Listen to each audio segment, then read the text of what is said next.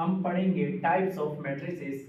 कल के लेक्चर को हम रिकॉल करते हैं, उसमें हमने मैट्रिसेस की डिफिनीशन के बारे में पढ़ा था कि मैट्रिक्स क्या होता है। मैट्रिक्स हमारे साथ जब हम रेक्टेंगुलर अरेंजमेंट करते हैं किसी भी एलिमेंट किसी भी नंबर्स की, यानी हमारे साथ जो नंबर्स और एलिमेंट्स आते हैं उनकी जब हम रेक्टेंगुलर अरेंजमेंट कर लेते हैं और फिर इनक्लोज्ड इन स्क्वायर मैट्रिक्स, इसको हम फिर क्या कहते हैं, मैट्रिक्स कहा जाता है इसको। फिर हमने बात की थी कि मैट्रिसेस का जो टर्म है, जो मैट्रिक्स है, वो किसने जो है ना सबसे पहले इसको नाम दिया था, तो वो था जेम्स जोसेफ सिल्वेस्टर। 1850 में जो है ना इसने मैट्रिक्स को मैट्रिक्स का नाम दिया था। फिर उसका एक दोस्त है आर्थर केले, उसने मैट्रिक्स के बारे में फिर डिटेल में फिर बात कर दी 1850 में।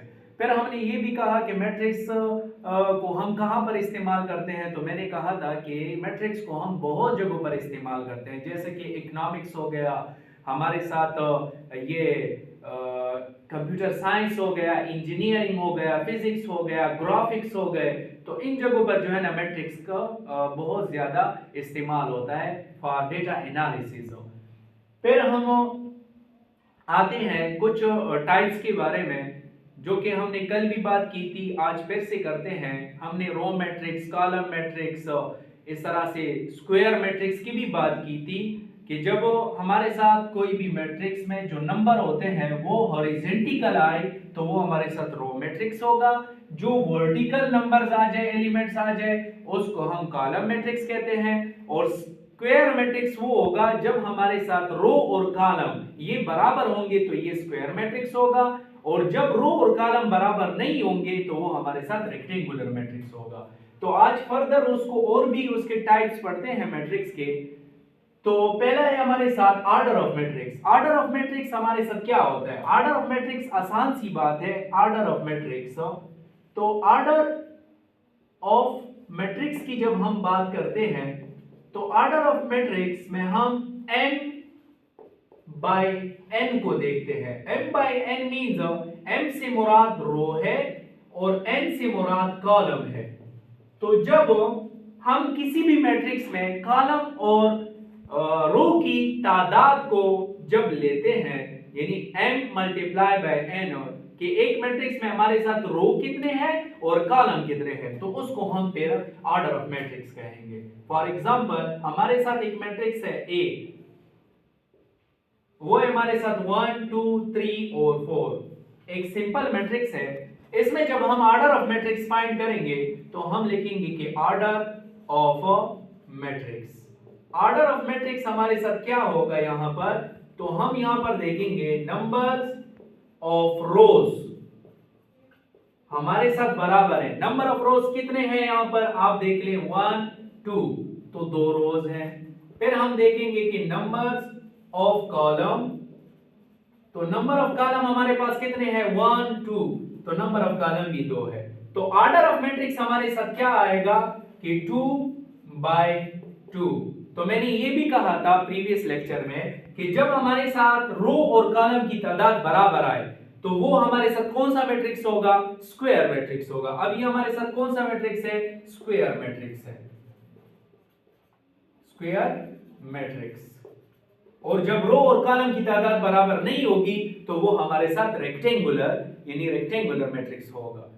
ये हमारे साथ हो गया ऑर्डर ऑफ मैट्रिक्स। ये ऑर्डर ऑफ मैट्रिक्स हम एक मैट्रिक्स का भी फाइंड कर सकते हैं और दो मैट्रिक्स का भी फाइंड कर सकते हैं। तो ये हमारे साथ जी हो गया ऑर्डर ऑफ मैट्रिक्स। इसके बाद हम बात करते हैं इक्वल मैट्रिक्स की। इक्वल मैट्रिक्स क्या होता है, आसान सी बात है। इक्वल मैट्रिक्स, इक्वल मैट्रिक्स उसे कहते हैं कि एक मैट्रिक्स और दूसरा मैट्रिक्स, इसके जो एलिमेंट्स होंगे वो आपस में सेम और बराबर होंगे। कैसे? फॉर एग्जांपल हमारे साथ एक मैट्रिक्स है A, इसमें हमारे साथ बराबर है 1 2 3 और 4।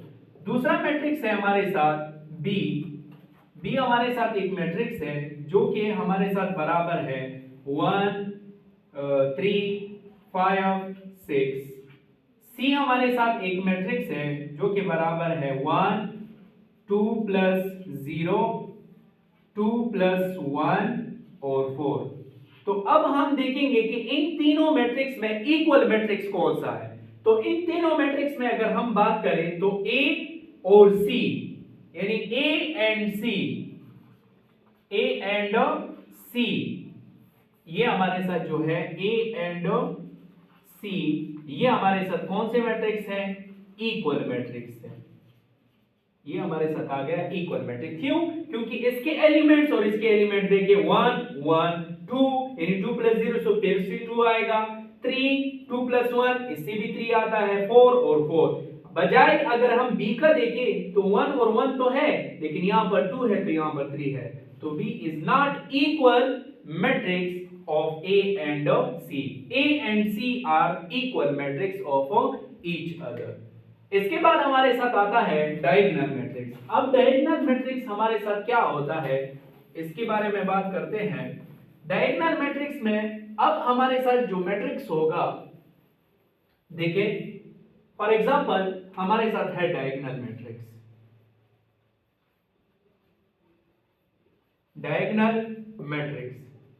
डायगोनल मैट्रिक्स बहुत ही आसान है, यानी वो मैट्रिक्स जिसके डायगोनल्स में, यानी फर्स्ट और लास्ट, कभी कभार हमारे साथ फर्स्ट, मिडल और लास्ट यहां पर हमारे साथ नंबर्स आ जाए और बाकी सारे मैट्रिक्स में हमारे साथ जीरो आए या अदर एलिमेंट्स भी आ सकते हैं, तो वो हमारे साथ क्या होगा? वो डायगोनल मैट्रिक्स होगा। फॉर एग्जांपल के जरिए से समझाता हूं। ए हमारे साथ एक मैट्रिक्स है जो कि इस तरह से है, फर्स्ट और लास्ट, ये हमारे साथ क्या हो गया? डायगोनल। क्या है? डायगोनल। अब यहां पर हमारे साथ 0 और 0, तो ये हमारे साथ क्या होगा? डायगोनल मैट्रिक्स कहलाएगा। सही है। ये अब हम यहां पर इस तरह से भी लिख सकते हैं कि b = 1 2 3, फर्स्ट, मिडल, लास्ट, ये हमारे साथ क्या है? डायगोनल है। यहां पर 0 0 0 0 0 और 0, ये हमारे साथ क्या है? डायगोनल मैट्रिक्स है। समझ में आ गया? अभी फिर हम बात करते हैं स्केलर मैट्रिक्स के बारे में। स्केलर मैट्रिक्स क्या होगा? स्केलर मैट्रिक्स मींस कि इसका भी यही रोल है कि डायगोनल्स में हमारे साथ नंबर आए और बाकी सारे नंबर 0 के बराबर हो, लेकिन इसमें स्पेसिफिक एक बात है कि डायगोनल में जो नंबर आएंगे वो सेम नंबर होंगे, वो डिफरेंट नहीं होंगे। डायगोनल मैट्रिक्स में हमारे साथ वो डिफरेंट नंबर होते थे, ये देख ले, लेकिन स्केलर मैट्रिक्स में हमारे साथ सेम नंबर आएंगे। कैसे? फॉर एग्जांपल हमारे साथ एक मैट्रिक्स है C, देखें हमारे साथ है 1 और 1 0 0। अब इसके डायगोनल में देख लें, दोनों में 1 1 है, बाकी सारे एलिमेंट 0 है, तो ये हमारे साथ स्केलर मैट्रिक्स होगा। फॉर एग्जांपल D एक मैट्रिक्स है, यहां पर मैं लिखता हूं 2 2 2 0 0 0 0 0 0। अब ये हमारे साथ देख लें, ये डायगोनल में सेम नंबर है और बाकी सारे नंबर 0 के बराबर है, ये हमारे साथ स्केलर मैट्रिक्स होगा। और यहां पर एक और बात है कि all scalar matrix are diagonal matrix, but all diagonal matrix is not a scalar matrix. तमाम स्केलर मैट्रिक्स ये हमारे साथ डायगोनल मैट्रिक्स कहला सकते हैं, हो सकते हैं, लेकिन सारे डायगोनल मैट्रिक्स ये हमारे साथ स्केलर मैट्रिक्स नहीं हो सकते। समझ में आ गया? ये हमारे साथ हो गया स्केलर मैट्रिक्स और डायगोनल मैट्रिक्स। इसके बाद हम बात करते हैं जीरो मैट्रिक्स के बारे में। जीरो मैट्रिक्स या नल मैट्रिक्स एक ही बात है। जीरो मैट्रिक्स के बारे में बात करते हैं। अब जीरो मैट्रिक्स हमारे पास क्या है? आसान सी बात है, देखें जीरो मैट्रिक्स वो होगा कि मैट्रिक्स के अंदर तमाम नंबर वो 0 के बराबर हो, यानी सारे नंबर, चाहे वो स्क्वायर मैट्रिक्स हो चाहे वो रेक्टेंगुलर मैट्रिक्स हो, उसमें तमाम एलिमेंट 0 के बराबर हो, तो वो हमारे साथ जीरो मैट्रिक्स होगा। फॉर एग्जांपल कैसे?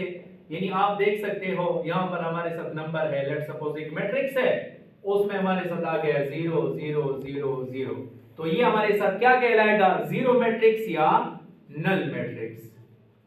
जीरो मैट्रिक्स भी कह सकते हैं और नल मैट्रिक्स भी कहा जाता है। इसके बाद हमारे पास लास्ट वन आता है आइडेंटिटी मैट्रिक्स। आइडेंटिटी मैट्रिक्स हमारे साथ क्या होगा? आइडेंटिटी शनाख्त से लिया गया है।